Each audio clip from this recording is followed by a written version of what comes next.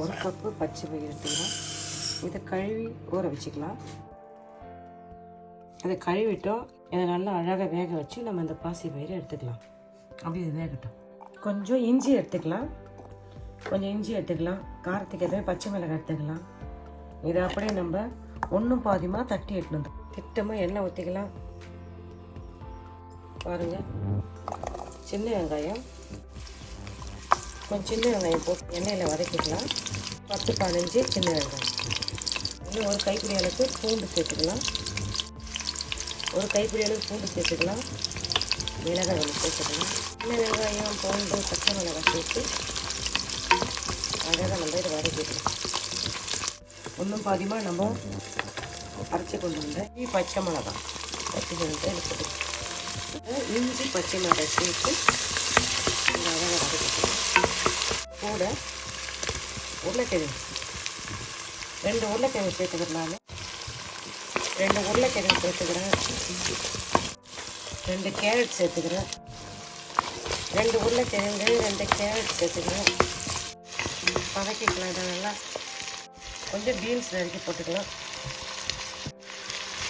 கொஞ்சம் பீன்ஸ் சேர்த்து நம்ம இதை வதக்கிக்கலாம்.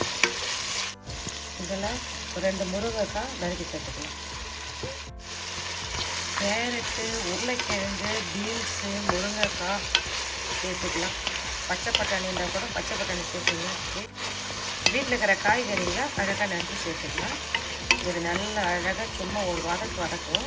இது வதக்குனா அந்த இஞ்சி, அந்த பூண்டு, அந்த வெங்காயம், அதில் இருக்கிற அந்த வாசனை இதுக்குள்ளே இறங்கும். எல்லாம் ஓரளவுக்கு வதங்கிட்டு தேங்காய் பாலும் தண்ணியும் கலந்து எடுத்துன்னு வந்துக்கிறேன்.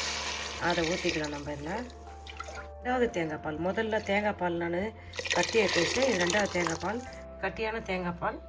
இது அப்புறமா சேர்த்துக்கலாம். 2வது தேங்காய் பால், அது கூட கொஞ்சம் தண்ணி கலந்து அதில் சேர்த்துக்கிறேன். இதை அப்படியே நம்ம வேக வைப்போம். திட்டமாக உப்பு சேர்த்துங்க.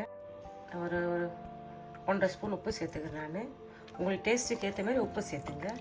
சேர்த்துட்டு நல்லா வேகட்டும். மூடி போட்டு இது வேக வைப்போம்.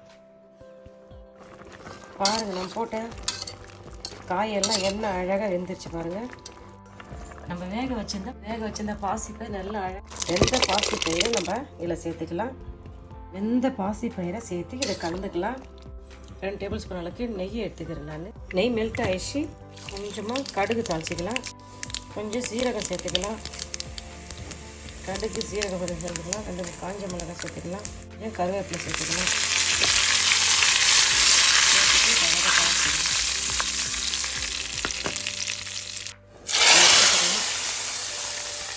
தாளிச்சுட்டு இதை சேர்த்துக்கலாம். நம்ம எடுத்து வச்சுருந்தோம் தேங்காய் பால், ரொம்ப கட்டியான தேங்காய் பால் எடுத்து வச்சுருந்தோம்.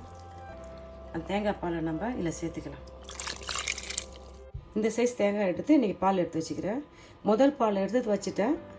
2வது பாலில் தான் நான் காய்கறி வேக வச்சேன். தாளித்து கொட்டிட்டோம், தேங்காய் பால் ஊற்றிட்டோம். இதுக்கு மேலே எதுவும் வேக வைக்கக்கூடாது. உப்பு டேஸ்ட்டு பார்த்துங்க. உங்களுக்கு காரம் டேஸ்ட்டு பார்த்துங்க. இதுக்கு காரம் கொடுக்குறது பச்சை மிளகாய் தான். நான் ஒரு 4 மிளகாய் போட்டு அரைச்சிட்டேன். ஒரு 2 மிளகாய் வந்து போட்டு தாளிச்சிட்டேன்.